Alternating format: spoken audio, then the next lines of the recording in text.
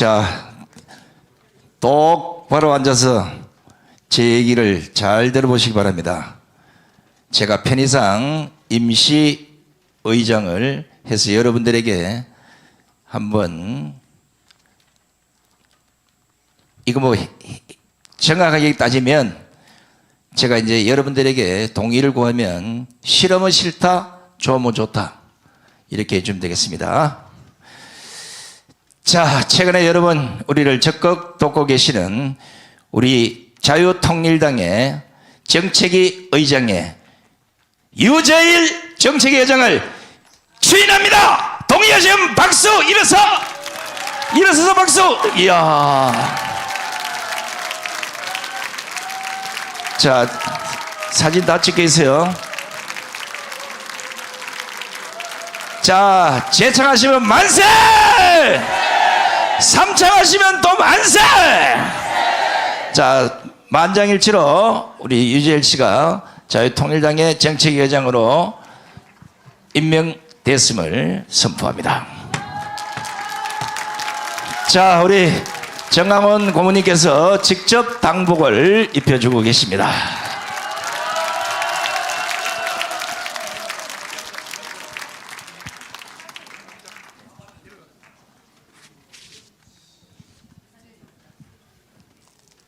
자, 목사님 가운데고 제가 옆에 할까요? 제가 읽어드릴게요. 나 당 대표 아닌데. 임명장 유재일 윗사람은 자유통일당 정책위원장으로 임명합니다.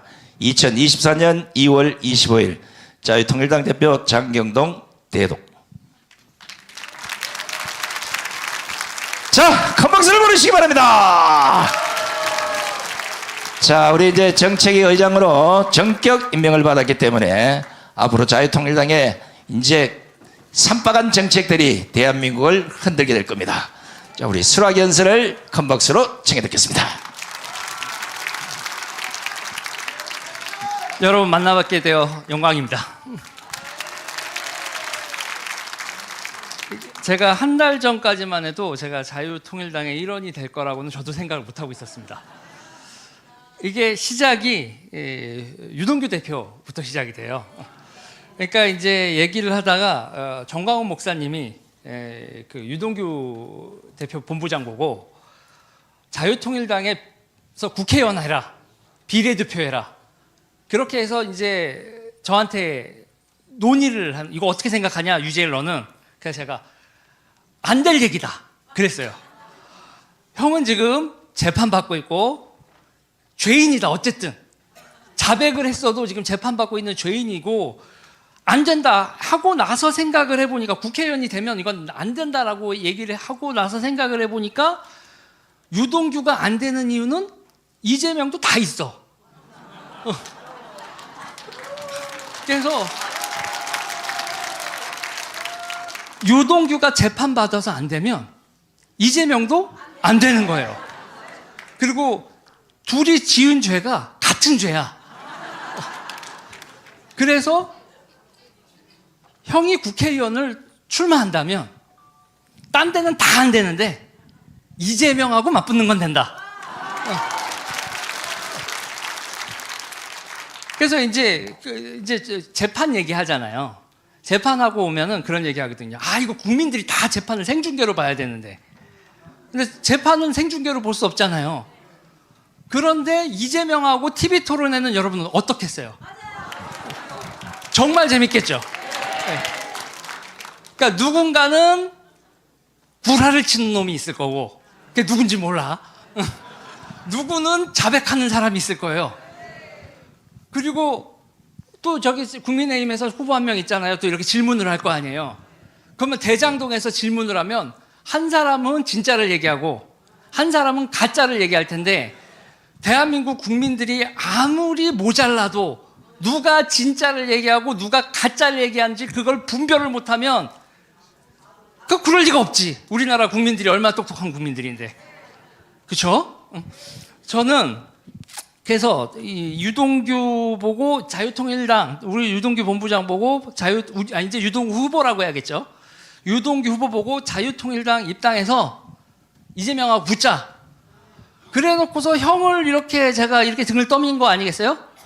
그러니 저도 딸려서 보너스 원. 여러분들 편의점 가면 1+1 있잖아요.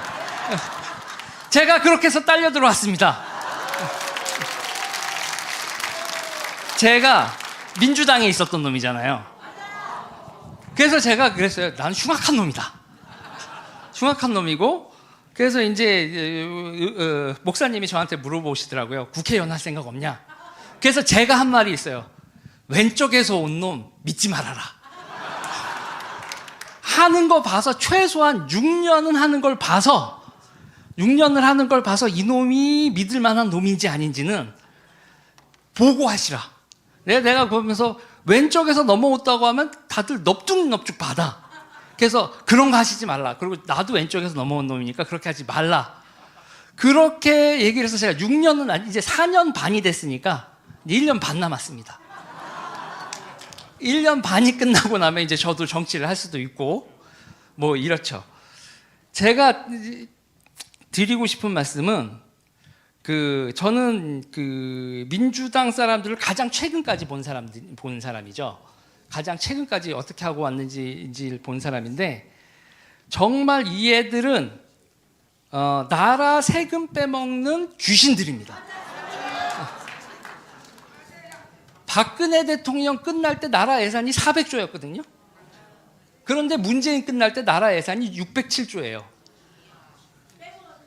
여러분들 생활비 400만 원 쓰다가 5년 있다가 600만 원 써요? 아니죠. 200만 원 쓰다가 300만 원 써요? 5년 만에 그렇게 생활비가 지출이 늘어요? 그 돈 다 누가 어떻게 됐을까요? 다 빼먹는 거죠. 다 빼먹는 거죠. 이제 온갖 방법으로 빼먹습니다.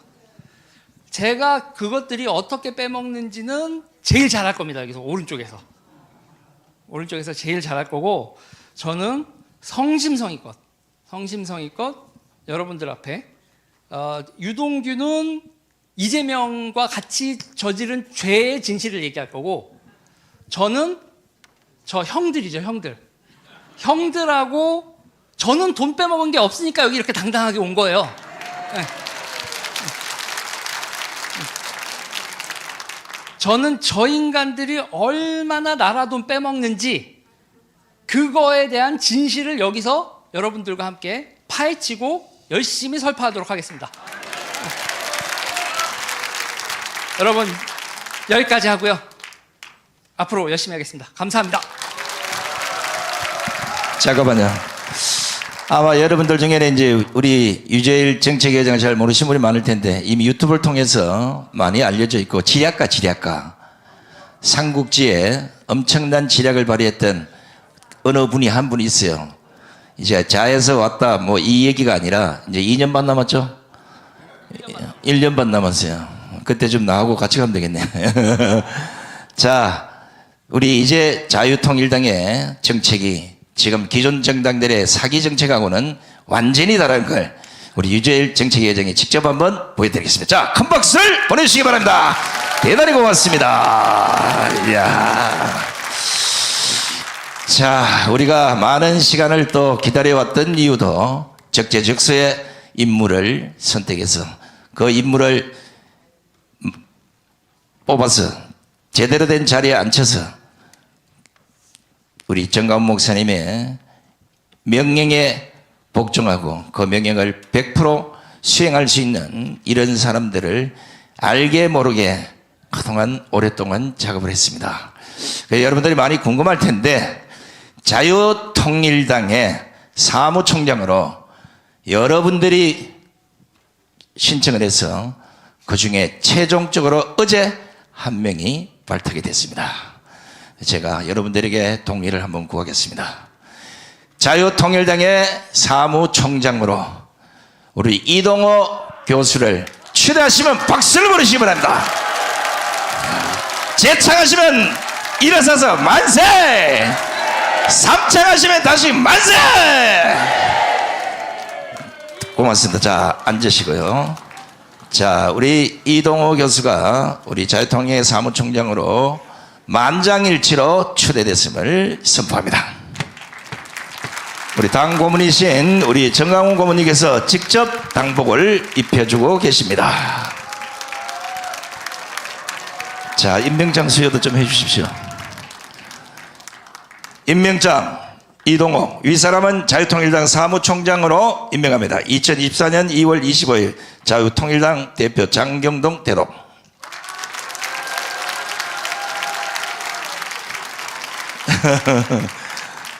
자, 오랜만에 보면 반갑죠? 사실은 그 뭐 출마하러 간 게 아니고 적의 심장이 어떻게 돌아가는지 직접 염탐을 하고 간첩 임무를 수행하고 돌아왔어요. 이제 저 깨부수는 거는 이제 여기 달렸어요, 이제. 자, 우리 사무총장으로 임명되신 이동호 총장님의 연설을 큰 박수로 청해 듣겠습니다. 이렇게 환대해 주셔서 고맙습니다. 괜히 잘 있는데 목사님이 가라 해가지고 가서 마음고생만 실컷 하고 다 제자리에 돌아왔습니다. 하나 느낀 건 있습니다. 지금 우리는 주사파와 전쟁 중입니다. 전쟁도 그냥 전쟁이 아니라 40년, 50년 전쟁 중입니다. 저들이 지금 함락 직전까지 갔었습니다.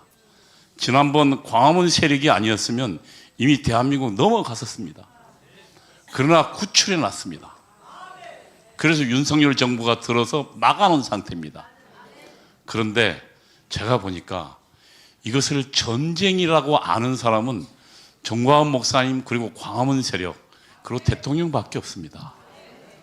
정말 한심합니다. 제가 알기에는 이 대한민국 운명을 놓은 피가 튀고 살이 튀는 이 전쟁을 수행할 사람 저쪽에 없습니다. 저는 이번 총선에서 자유통일당만이 지난번 위기를 구출했고 또 앞으로 금년도 4월 10일 이후 벌어질 저 주사파와 건곤일책의 전쟁을 우리만이 수행할 수 있다고 우리는 이야기해야 될 것입니다. 그리고 그것으로 국민들을 설득해서 반드시 이번에 우리가 승리하는 결과를 가져와야 될 거라고 생각합니다. 이거는 그냥 자유통일당의 문제가 아니고 대한민국을 운명을 건 문제라고 저는 생각하는데 여러분 어떻게 생각하십니까? 우리는 기도하고 또 행동하고 목숨 걸고 그 투쟁의 길로 나서야 될 것입니다. 그 길에 다시 불러주신 정광훈 목사님과 자유통일당 당원 동지 여러분께 저는 분명히 약속드리겠습니다. 저 목숨 다 던지겠습니다. 저 여러분과 함께 승리의 길로 함께 가겠습니다. 감사합니다. 자, 목숨을 걸었어요.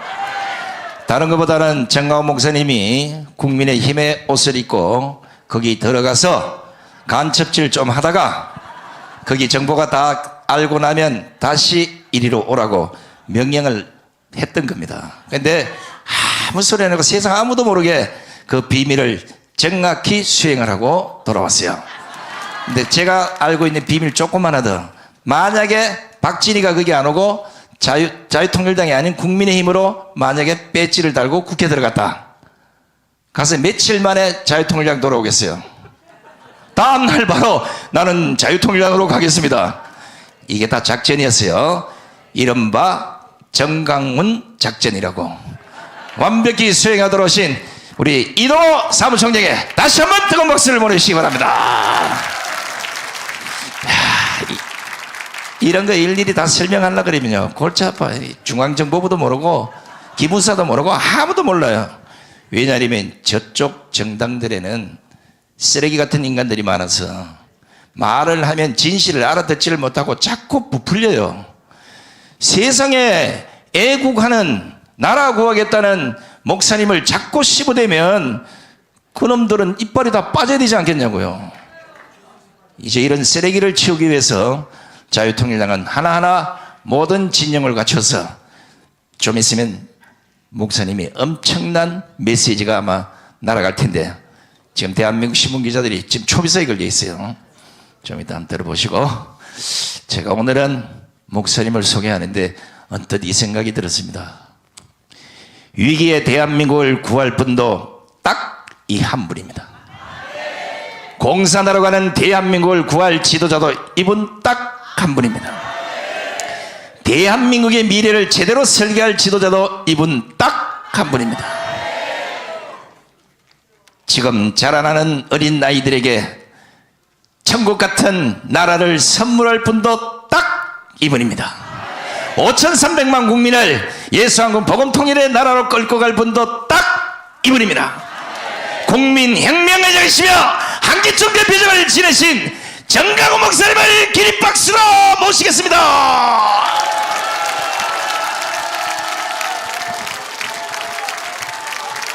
자, 주먹 인사하겠습니다. 당신은 대한민국의 희망입니다. 시작. 또 앞뒤로 한번 하겠어요. 아무리 봐도 너밖에 없어.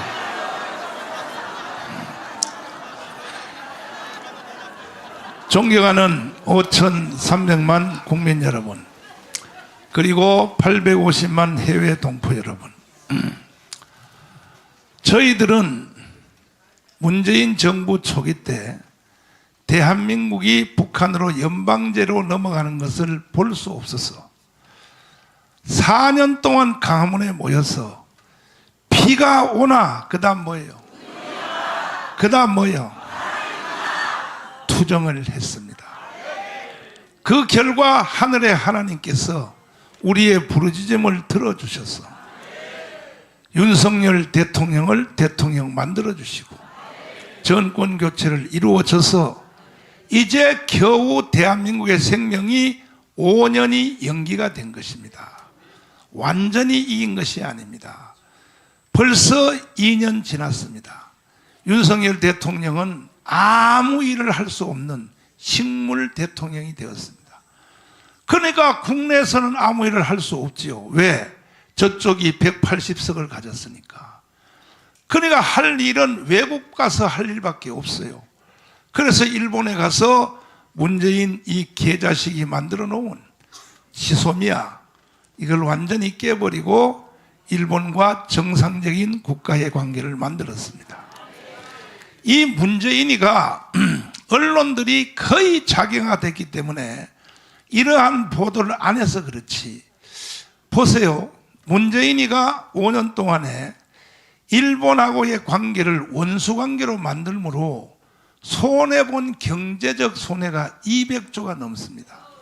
왜 그런가에 대해서 잘 들어보십시오. 시비를 걸어서 지소미아라고 하는 이것을 가지고 시비를 걸어서 일본과의 원수를 만드니까 일본이 그래? 좋아 하고 일본의 첨단 기술을 한국에다 수출을 금지시켜 버렸어요. 그 중에 가장 실감나는 것이 뭐냐? 여러분 주머니에 삼성 스마트폰 있죠? 이게 다 우리 기술이 아닙니다. 그 중에 핵심적인 칩은 일본에서 불소로 만든 것, 이것이 마지막에 딱 끼워져야 핸드폰의 기능이 발휘가 돼요. 그 일본이 수출 안 한다는 거야. 그러니까 이재용이가 가서요, 무릎 꿇고 빌었어요. 살려달라고. 이렇게 만든 놈이 누구냐? 문재인 이 개자식입니다. 개자식. 내가 그래서 삼성전자 기술부에게 전화를 했어요. 자존심 상해서. 아니 그동안에 세계 제1의 기업인 삼성전자가 아니 그 불소로 만든 거 말이야, 그것도 하나 못 만들었냐고 그랬더니 목사님 지금도 소규모 만들고 있습니다. 그런데 왜 일본 가서 무릎 꿇고 빌고 일본한테 그 수출해달라고 사정하냐 했더니 일본에서 사오는 금액이 10분의 1이라는 거예요. 10분의 1. 우리가 못 만들어서 그런 것이 아니고 우리가 만들면 10배가 가격이 비싸다는 거야. 그래서 서로가 윈윈하기 위해서 사오는데 문재인 이놈이 이것을 방해놓고 일본의 첨단 기술, 이것이 한두 가지가 아니야. 한두 가지가 아니야. 이래서 문재인 이놈 때문에 일본하고 관계를 악화시켜서 손해본 돈이 200조가 넘어요. 200조가. 자, 그리고 중국 가서는 또 뭔 계지를 떨었냐? 혼자서 밥을 몇 끼 처먹었어? 아니 국가 원수가 다른 나라에 가서 만날 사람도 없고 해서 심심해서 호텔에 앉아서 혼자서 밥을 몇 끼라고? 8끼 처먹는 놈이 세계 국가 정상 외교에 있어 없어? 그래가지고 결국은 중국의 압박을 당해서 사온 것이 뭐냐? 저 새만금에다가 태양광 발전 전부 100% 중국 것을 다 사와서 중국 저놈들요 떼국놈들입니다. 이게 한국의 대통령이 가면 길을 칵 죽어놓고 이거 살래 안 살래? 살래 안 살래? 사면은 밥 한 끼 먹여주고 그래가지고 100% 중국제를 다 사서 이 새만금에다가 다 설치를 했는데 여기에 지금 새들이 똥을 싸가지고 발전이 일어나 안 일어나? 안 일어나니까 이 새들이 똥 싼 것을 닦아내는 비용이 발전해서 생긴 돈보다가 더 많은 거야. 근데 이런 내용을 언론들이 보도해요 안 해요? 안 하기 때문에 내가 자유일보를 만든 거예요. 자유일보를 만든 거야. 그리고 이 새만금에서 일으키는 세상에 좋은 걸 전부 다 새들이 똥 싸는 말이야. 이게 태양광 발전을 만드는데 그 발전량이 우리나라의 새만금뿐이 아니라 산에 아니라 모든 곳에 설치한 태양광 발전을 다 합해도 원자력 발전소의 한 기만도 못해. 한 기만도 못하다고. 그러면 원자력 발전소를 계속 진행해야 돼? 폐기해야 돼? 문재인 이놈을 어떻게 해야 돼? 우리한테는 원자력 발전소를 하지 말라고 해놓고 원자력 발전소의 설계도를 김정은이한테 넘겼어. 이미 이것은 대전에서 재판부가 재판을 해서 거의 확정 지었어요. 문재인은 깜빵 갈 날이 멀지 않았어요. 멀지 않았단 말이에요. 내가 강문 광장에서 문재인은 간첩이야! 이렇게 가서 내가 깜빵을 3번 갔다. 가서 재판을 받는데 판사님이 나한테 물어. 다른 것은 다 간두고 현역 대통령을 왜 간첩이라고 했냐고 나보고 물어요. 그래서 이것은 내가 대답할 문제가 아닙니다. 이것은 문재인이가 USB 내용을 김정은한테 넘긴 판문점에서 그 내용 USB에 보면 스스로 지가 간첩이란 것이 다 들어있습니다. 그랬더니 재판은 오늘 여기까지. 그리고 청와대에다가 USB 내용을 제출하라 그랬어. 못 내놓는 거야. 다시 또 재판부에서 2번째 내놓으라 그랬어. 못 내놓는 거야. 3번째 다시 내놓으라 그러니까 못 내놓는 거야. 그러니까 재판장이 열받아가지고 나머지 76개를 전체를 다 무죄로 때려버렸습니다. 그래서 12월 30일 날 제가 완전 무죄를 받고 석방돼서 나왔는데 재판 과정 중에 일어난 재밌는 일이 있어요. 나를 이제 수갑을 채우고 서울구치소에서 40분 걸려요. 서초동에 재판부로 오는데 그 재판을 받고 가는데 다시 수갑을 채워. 요 수갑은요 재판정에 들어가기 바로 문 앞에서 풀어줘. 가족들이 안 보이게. 그래서 딱 풀어주고 재판 받자마자 문만 딱 열고 나오면 바로 채워버려요. 수갑을 채워서 다시 참 인간이란 게 감정이 세상에 자기가 있던 구치소 방 있잖아. 방. 그 방도요 정이 들었다고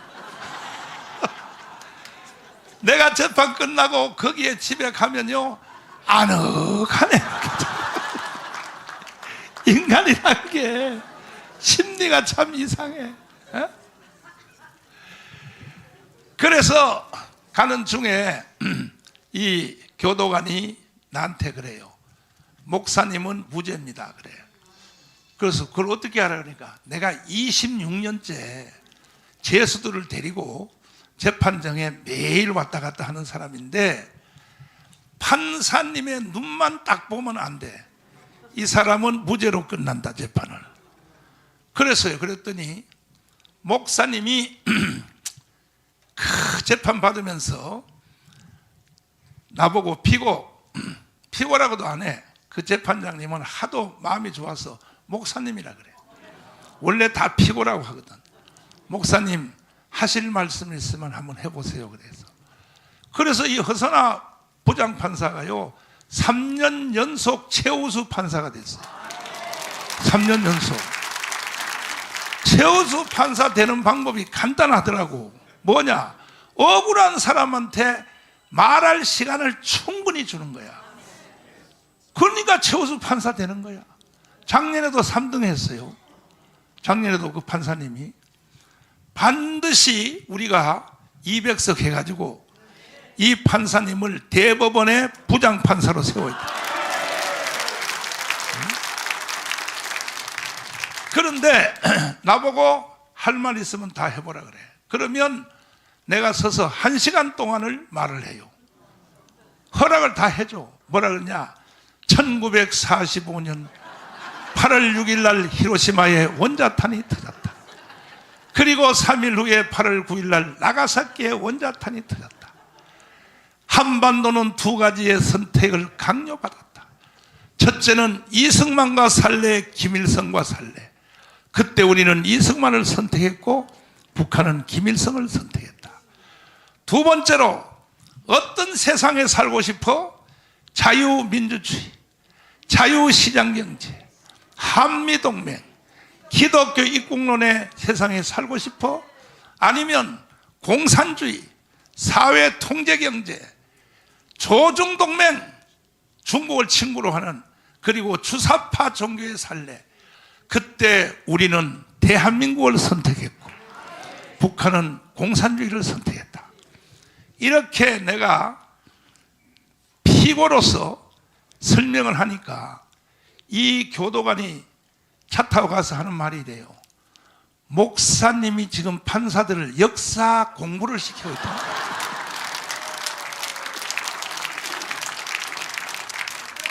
나는요 판사님, 검사님들이 굉장히 지식이 많은 줄 알았거든.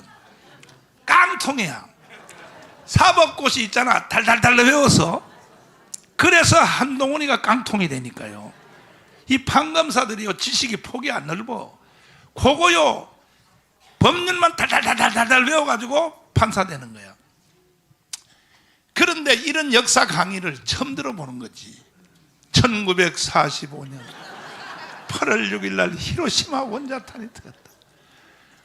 이걸로부터 탁 시작을 해서 다그라스 메가더, 그 다음에 중공군이 개입했을 때 그때 다그라스 메가더가 일본의 원자탄을 한 번 더 쓰자고 할 때 그때 메가더의 말대로 저 흑룡강 옥수수밭에 사람이 제일 많이 안 사는 몇 명 안 주는 거기다가 히로시마 원자탄 리틀보이라 그래.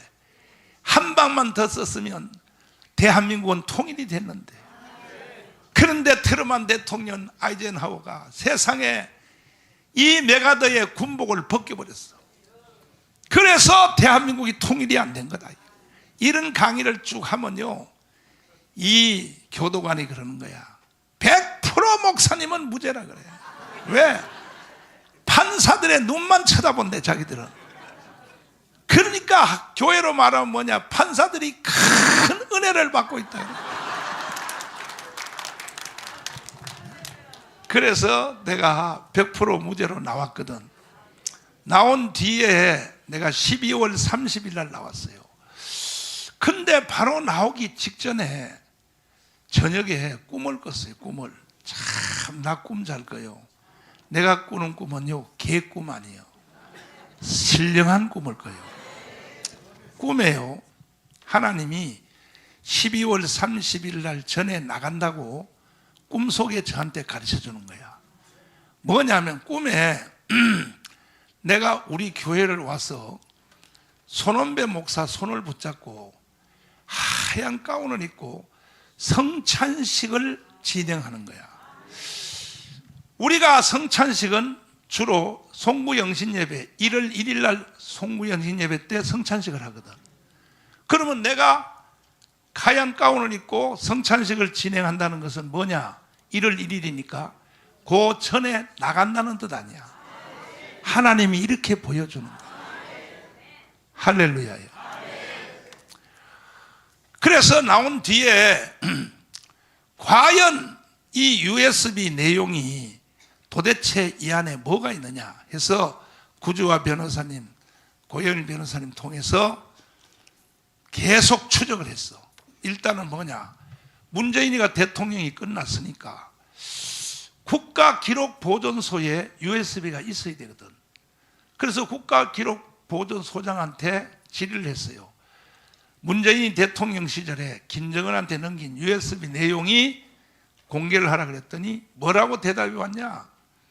그 USB 내용이 여기에 들어온 적이 없다는 거야. 이것만 해도 문재인은 깜빵 가야 돼요. 대통령은 자기 임기 중에 일어난 청와대의 모든 기록물을 국가기록보존소에 넣어야 돼, 안 넣어야 돼? 왜 못 넣었을까? 왜 못 넣냐고. 그래 가지고 그것을 그러면 지금 어디 있느냐?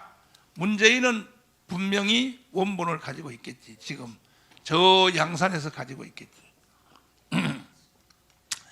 추적을 했더니 이 USB 내용을 마지막 완성한 부서가 통일부요. 통일부 장관 이인영이야. 이인영이가 완성을 했어요. 그래서 통일부한테 질의를 했어요. USB 내용을 내놓으라. 그랬더니 지금 우리 통일부 장관입니다. 정부가 바뀌었으니까 지금 바로 윤석열 대통령의 통일부 장관이 뭐라고 답이 왔냐 하면 국가 기밀 사항이 너무 심각하므로 이것을 공개할 수 없다. 그러면 국가 기밀 사항이 너무 심각한 것을 김정은한테는 주면 되나? 딱 걸렸어. 딱 걸렸다고. 다시 물어볼게. 국가 기밀 사항이 너무 심각하므로 일반에게는 공개할 수 없다면 김정은한테는 주면 돼요? 문재인 이 새끼를 어떻게 해야 돼? 어떻게 해야 돼? 이인영 통일부 장관 이 새끼도 어떻게 해야 돼? 그래서 이걸 우리가 행정소송을 했어요. 구주호 변호사 좀 무서운 사람이요. 끝넉죠. 그걸 내놓으라고 다른 재판을 새로 시작했다고 했더니 지금부터 3주 전에 재판부가 이렇게 판정을 내렸어요. 계속 그것을 내놓으라고 하니까 안 내놓으니까 그러면 한동훈 법무부 장관 시절에 법무부 장관은 우리 편에 섰으면 그 USB에 대해서 통일부에 대해서 압수수색 해야 돼, 안 해야 돼? 한동훈이가 안 하는 거야. 그래서 한동훈을 나는 의심하는 거야. 좌파로 의심하는 거야. 거기에 더 확신이 든 것이 뭐냐? 뗄래야 떼어놓을 수 없는 김경률을 계속 옆에 붙여놓는 걸 보면 이거는 문제가 보통 큰 것이 아니에요. 그래서 앞으로 총선에서 우리가 200석하고 이겨도 희망이 없는 거예요. 응? 한동훈 또 흉봤다고 벌써 얼굴이 또 삐져가지고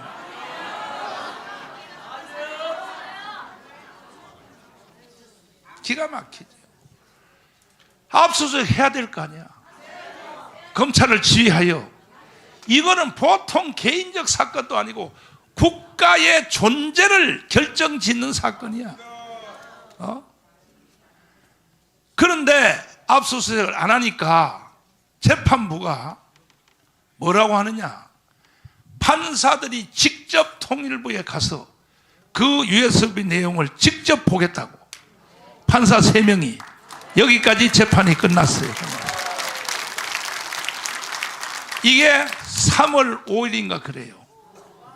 이제 머지않아 이 문재인은 깜빵 갈 준비를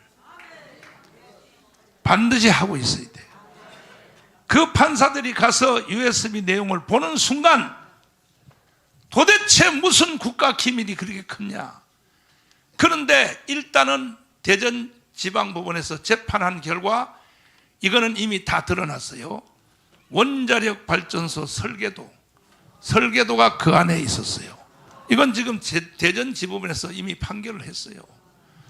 그럼 우리는 원자력 발전소 하지 마라 해놓고 그 설계도를 캐도 세계 최일의 원자력 기술, 원래 이 원자력 기술은요, 히로시마 원자탄이 팍 터질 때 그것을 본 사람들이 세계 지도자가 다 봤어요.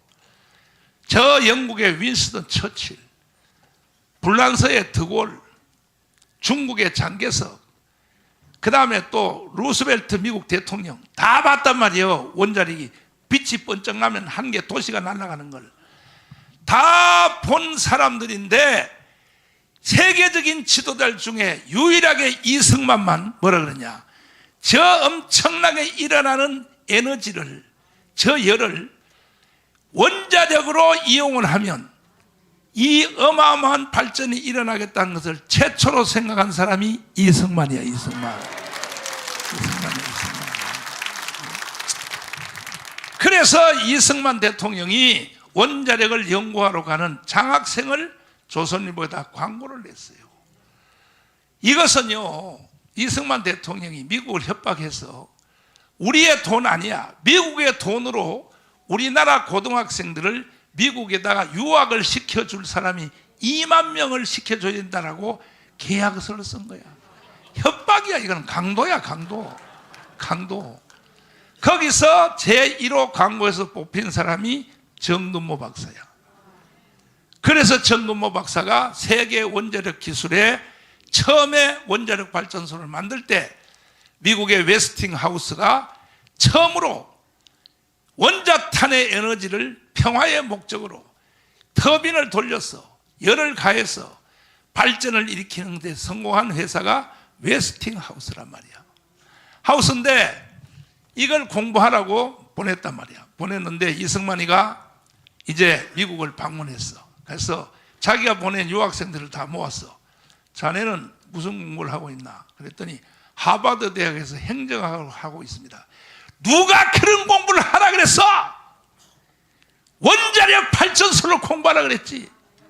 그래가지고 정근모 박사가요, 이게 과를 바꿔서 원자력 발전소로 들어가서 공부를 해서 세계에서 원자력 발전이 일어나는 창단 멤버가 된 거야. 그래가지고 우리나라의 원자력 발전소가 미국이 만든 웨스팅하우스를 추월하여 세계 제1의 기술이 되어버렸어. 가장 적게, 가장 에너지를 효율 있게 궤도를 만들어냈다고. 세계 제1의 원자력 기술이 지금 한국이요. 한국. 동의하십니까? 동의하십니까? 이런 얘기를 하려면 내가 밤을 새워야 돼. 밤을. 응? 그런데 이 원자력 발전소, 미국이 최초로 만든 웨스팅하우스가 부도가 났어. 부도 나서 국제시장에 팔라고 내놨어. 그게 얼마냐? 10조야. 10조 그거 돈 아니거든. 10조가 뭔 돈이요? 그러면 그 회사를 우리가 사야 돼, 안 사야 돼? 기술을 배우려고 살 필요는 없어요. 이미 기술은 우리가 초월했으니까. 세계에서 원자력 발전소를 만드는 나라는 미국하고 한국밖에 없는 거야. 그러니까 세계에 있는 원자력 발전소, 아랍에미리트라든지 모든 데 대해서 그 모든 원자력 발전소를, 사우디도 마찬가지고, 그걸 수주하려면 미국 회사 그것만 사면 전 세계 원자력 발전소 기술을 우리가 최고니까 이렇게 할 수 있는데 이 정치가들이 이 개자식들이요 머리가 안 돌아가니까 이런 생각을 못 하는 거야. 그래서 일본이 샀어. 그걸 일본이 그걸 샀어. 일본이 사서 해보니까 한국 거만 못하거든. 다시 또 내놔서 국제시장에 내놨더니 이번에 누가 샀냐? 캐나다가 샀어. 사가지고 써먹어 보니까 한국 거의 절반도 안 되니까 다시 또 공중에 떴어. 지금이라도 우리가 사와야 돼.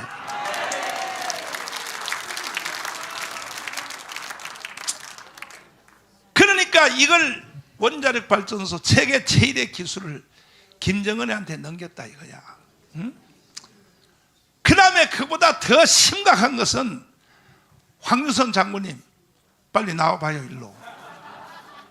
뭔데 도대체가 이것은 국가 기밀사항이 너무 심각하므로 일반에게는 절대로 보여줄 수 없다. 공개할 수 없다. 그게 뭐냐 하면은 이게 우리 황유선 장군님이 만든 작전 계획이야. 작전 계획. 북한이 남침했을 때 어떻게 대항하고 다시 역습해서 평양을 어떻게 점령하고 하는 이것을 한미연합사에 있을 때 우리 장군님이 총지휘를 하여 만든 작전 계획이라고. 빨리 박수 쳐서 쳐. 근데 이거는 아직 확정은 안 됐는데 그 작전 계획이 USB에 담겨서 김정은한테 넘어갔다. 이렇게 우리는 합리적 의심을 하는 거야. 그러면 장군님한테 한번 들어봐요. 그 작전 계획이 뭐예요 도대체가? 작전 계획에는 여러 가지가 있습니다. 그 중에 이제 여러분들 많이 들어보셨던 작계 5027이라고 있습니다. 이것은 북한이 남침을 했을 때에 우리가 한미 간에 처음에 어떻게 방어를 해서 기회를 봐서 반격을 해서 북한을 몰아내고 통일을 하느냐 여기에 대한 계획입니다. 그게 그러니까 제가 2008년도에 연합사 작참차장을 하면서 실제로 그때 가장 업데이트된 계획입니다. 그런데 이 계획이 지금은 작계 5015로 바뀌었습니다. 그건 뭐냐면은 전시작전권 전환의 목표 연도가 2015년도에 있습니다. 그래서 제가 2011년도에 전역했기 때문에 그 다음에 이것이 업데이트 돼가지고 2015년부터 작계 5027은 5015로 이제 바뀌었습니다. 크게 내용이 뭐냐, 틀어진 내용이 뭐냐면 지금은 5015는 우리가 그만큼 군사력에 자신감도 붙었고 하기 때문에 전에는 북한이 침공을 했을 때에 처음에 방어를 하다가 반격의 기회를 펴서 반격을 하는데 501은 거기에 플러스해서 만약에 북한이 전면전 남침을 한다 확신이 서는 순간에 우리가 먼저 선제 타격을 할 수 있다 이렇게 넣어놨습니다. 사실 저도 제가 현역 때에 연합사 있을 때도 그렇고 합참의 작전본부장 있을 때도 그렇고 우리가 선제 공격 개념을 넣어야 된다고 계속 주장했습니다. 왜? 그만한 능력도 있고 그래야 저놈들이 우리한테 도발을 못하기 때문입니다. 그런데 그게 결국은 우리가 문민정부이기 때문에 잘 안 됐습니다. 그래서 제가 말씀드리고 싶은 것은 6.25 때는 우리가 그야말로 기습을 받았습니다. 사실은 완벽한 기습은 아니었습니다. 알고 있었어요. 그런데 제대로 조치도 못했습니다. 그리고 그때는 우리 한국군의 군사력은 경찰 치안 담당하는 경찰 수준이었기 때문에 완벽 기습을 당했지만은 지금은 그렇지 않습니다. 최소한 며칠, 빠르면은 1, 2주를 미리 아는 겁니다. 그래서 이걸 뭐 정확하게 말씀드릴 수는 없고 매일 한미연합사와 합참에서는 징후를 계속 분석합니다. 그래서 이 징후가 몇 개 이상 올라가면은 여러분 잘 아시는 데프콘이라는 방어 준비 상태를 올립니다. 이렇게 해서 착착 돌아갑니다. 그래서 그런 점에서는 염려할 필요가 없는데 목사님 계속 강조하시고 우리가 요번이 3월 1일 이 집회 또 4월 10일 총선이 정말 저는 마지막 기회라고 봅니다. 이번에 우리가 성공하지 못하면은 저는 더 이상의 기회는 없다고 보는 사람입니다. 예, 그만큼 중요하기 때문에 왜 그러냐? 여러분 북한이 그런 김정은이가 다시 한번 공격해야겠다 그런 유혹을 받을 정도로 우리가 내부적으로 갈등이 있거나 증폭되면 안 된다는 겁니다. 목사님 말씀하시는 오늘도 계속 말씀하시지만 우리가 있기 때문에 광화문 세력이 있기 때문에 민노총이나 정교조나 이런 종북 세력들 이런 세력들이 발언을 못하는 겁니다. 광화문에서 더 넥스트 워처럼 5.18과 같은 그런 혼란 상태가 오지 않도록 하는 유일한 방법은 우리 국민들이 깨어나고 이번 3.1절에 정말 우리 보수 우파 애국 세력의 힘을 확실하게 보여주고 4월 10일 저는 요즘 여러 가지로 볼 때 저는 하나님께서 인도하시고 간섭하시기 때문에 좋은 결과가 오리라고 저는 점점 확신하고 있습니다. 참고로 한 가지만 말하면 최근에 더불어민주당 연구원에서 분석한 자료가 나왔는데 그들도 지금 패배를 이야기하고 있습니다. 우리가 절대 방심하지 말고 우리가 지금 남은 이제 한 40일 조금 더 남았습니다. 하루에 한 명씩이나 지금은 말이 필요 없습니다. 여기 계신 분들 중에 아직까지도 보수 우파 분열 국민의힘 이런 분들은 차라리 가는 게 좋습니다. 나가십시오. 하나님 앞에서 정말 저는 그런 분들은 용서받지 못하리라고 봅니다. 지금은 기도원 300용사처럼 저와 여러분이 각각 달란트 받은 대로 하루에 하루 1시간 24시간을 계속해서 내가 해야 될 일을 하는 것입니다. 여러분 절대 확신을 가지고 기도하면서 나가시면 좋겠습니다. 가만히 있어요. 지금 우리나라하고 북한하고 재래식 전쟁을 하면 누가 이겨요? 이건 다 하시는 거 아닙니까? 무조건 이깁니다. 한미연합작전을 해도 이기고 우리 한국군 단독으로 해도 이깁니다. 그러면 이게 처벌 안 받도록 수위를 잘 조정해서 말하세요. 일단 저도 감옥에 한번 가야 안 되겠습니까? 가야 돼. 전쟁이 딱 일어나면 북한의 김정은이가 있을 만한 장소 16군데를 먼저 선제적으로 현무 미사일로 먼저 딱 때리는 건데 그게 16개요? 13개요? 참수작전이라고 합니다. 우리 13개 특전 여단 중에 1개 여단이 그것을 담당하고 있습니다.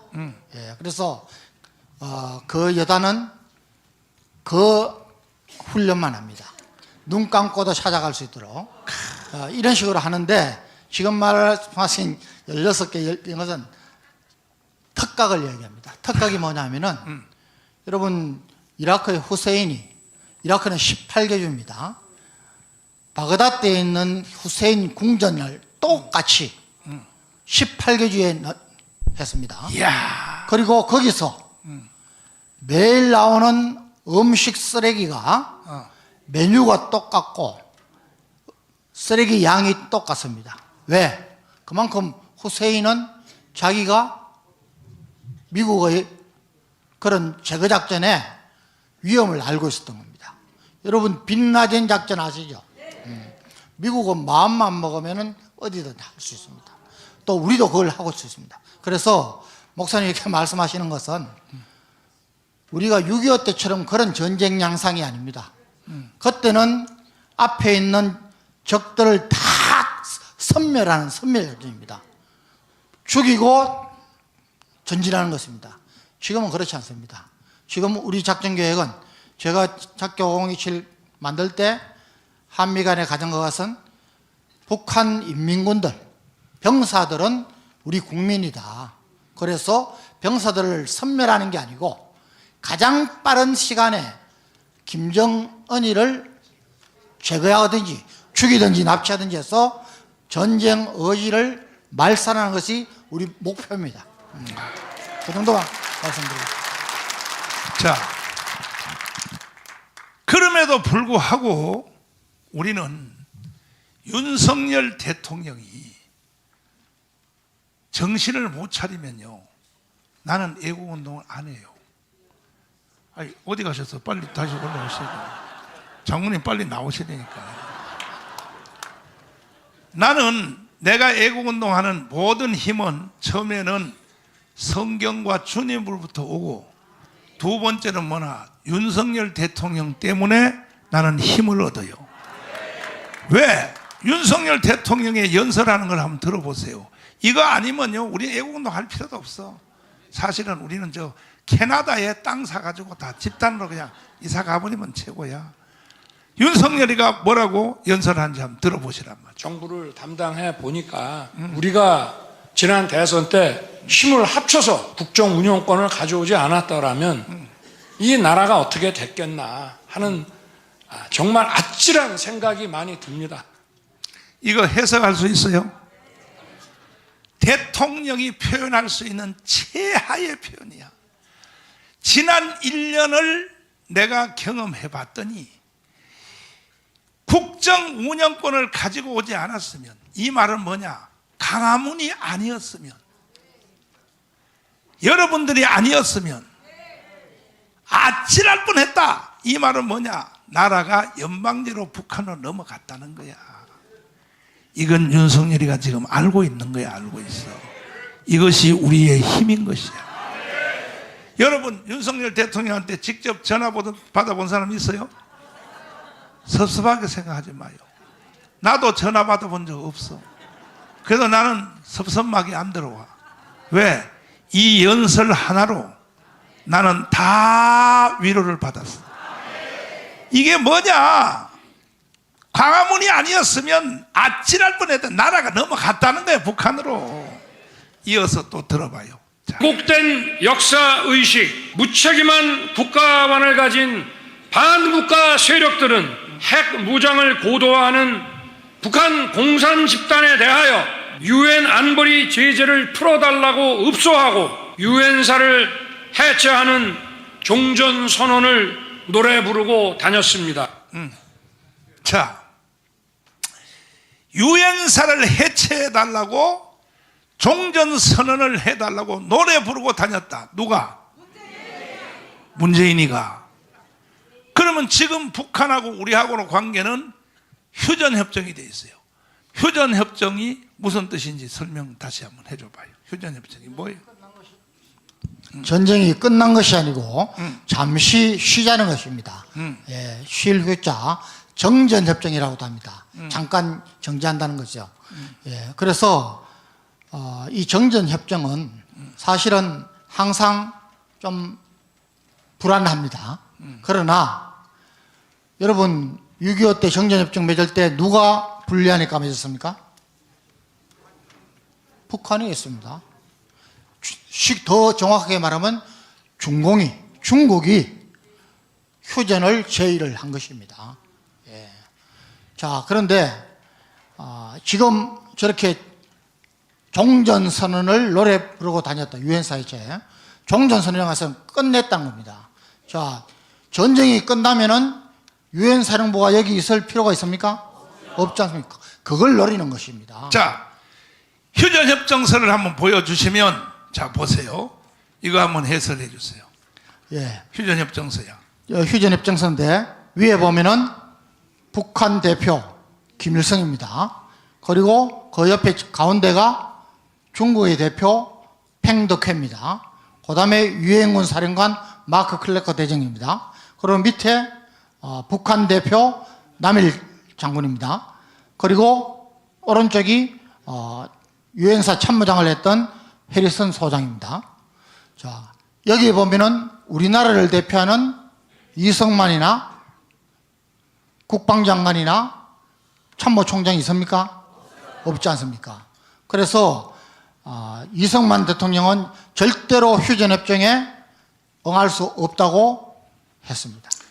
이승만 대통령이 이 휴전협정에 일부러 사인 안 한 이유는 휴전협정에 사인을 해버리면 전쟁이 끝나니까, 휴전이 되니까 한국 전쟁에 와 있던 수십만의 미군이 자기 나라로 돌아간다는 거야. 그때 또 대통령 선거가 와가지고 미국은 대통령 선거가 연말에 하잖아. 11월 달에. 그때 뭐라 그러냐, 후보들마다 내가 대통령이 되면 한국 전쟁을 즉시로 끝내겠다, 이렇게 경쟁이 붙으니까 그러니까 이 미국이 이승만한테 휴전하라고 압박을 가했어. 압박을. 그래도 이승만은 굴복 안 하고 사인 안 한 이유는 왜 그러냐, 전쟁 끝나면 미군이 다 간다 이거예요. 미군이 다 가면 북한 놈들이 다시 기어 내려와 안 내려와? 그래서 미군을 붙잡아 놓으려고 끝까지 서명 안 했는데, 그때 이승만 때문에 붙잡혀 있는 평택의 미군이 지금도 붙잡혀 있는 거예요. 지금도. 자, 박수 쳐요. 박수 쳐요. 그래서 이승만 때문에 오늘까지 대한민국이 경제개발도 되고 세계적인 지금 6번째 나라의 부강국가가 됐는데, 이 문재인 개자식이 전 세계를 다니면서 유엔군 사령부를 해체해 달라고 노래를 부르고 다녔다. 노래를 부르고 다녔어. 그러면 장군님, 네. 유엔군 사령부가 지금 현재 한국에 몇 명이나 있어요? 뭐 20-30명 규모입니다. 20-30명? 유엔사 회원국이 어. 17개국입니다. 참 부대를 파병한 16개국 플러스 의무지원국이 6개국가인데 그중에 노르웨이에서 17개 국가고, 6.25 때 우리나라를 도운 국가는 전부 60개 국가입니다. 나머지 38개 국가는 물자지원국입니다. 그래서 유엔사가 물론 해체되면은 다시 무슨 우리나라에 전쟁이 일어나서 파병이 되어 오려면은 여러분 보십시오. 지금 우크라이나 때문에 러시아를 제재하려고 해도 못합니다. 왜 그렇습니까? 예, 유엔 안보리에서 중국과 러시아가 거부권 행사하면은 의제를 올리지도 못합니다. 예, 그런 거고, 또 각 파병을 할 국가들이 자기 국회의 의결을 거쳐서 진행한 절차가 뭐 하세월입니다. 아까 말씀드렸지만 전쟁 빠르게 끝납니다. 예, 그래서 유엔사가 있어야 할 목적은 뭐냐? 첫째는 유엔사의 역할이 정전협정 상태를 감시하는 거기 때문에 그게 있고, 두 번째는 유엔사가 있는 한 적각 들어올 수 있습니다. 다른 진행 절차 없이. 지금 일본에 있는 미군이 몇 명이나 있어요? 뭐 일본에는 사실은 굉장히 더 많습니다. 그런데 주일 미군은 육해공군 해병대까지 있는데 약 6만 5천여 명 정도 있습니다. 그러면 전쟁이 딱 일어나면 유엔사가 현재 상태로 있으면 일본에 있는 주일 미군이 바로 투입하죠. 한국에 오는데 시간이 얼마나 걸려요? 뭐 공군 같은 경우는 한두 시간이죠. 한두 시간. 예. 그런데 유엔사를 해체해버리면 예. 일본에 있는 미군이 한국 전쟁에 바로 올 수 있어 없어요? 못 들어죠. 못 들어줘요. 한미 동맹에서 올 수도 있지만은 그만큼 여러 가지 절차나 이런 데 변화가 생깁니다. 그런데 문재인 이 개자식이 유엔군 사령부를 해체해달라고 노래를 부르고 다녔다고 다시 한번 들어봐. 그래서 우리는 윤석열 때문에 나라가 사는 거야. 한번 다시 들어보라고. 들어봐요. 응? 응? 왜 소리- 역사의식, 무책임한 국가관을 가진 반국가 세력들은 핵 무장을 고도화하는 북한 공산 집단에 대하여 유엔 안보리 제재를 풀어달라고 읍소하고 유엔사를 해체하는 종전선언을 노래 부르고 다녔습니다. 유엔군 사령부가 지금 있는 것이 30명밖에 안 되지만 이것을 해체해버리면 일본에 있는 미군이 한국에 오는데 이거는요 6개월도 더 걸려. 왜? 미국은 회의하다가 시간 다 가버려. 상원의원, 하원의원 통과해야지. 그런데 이걸 유엔사를 해체해달라고 노래 부르고 다니는 이 문재인 이 개자식은 어떻게 해야 돼? 어떻게 해?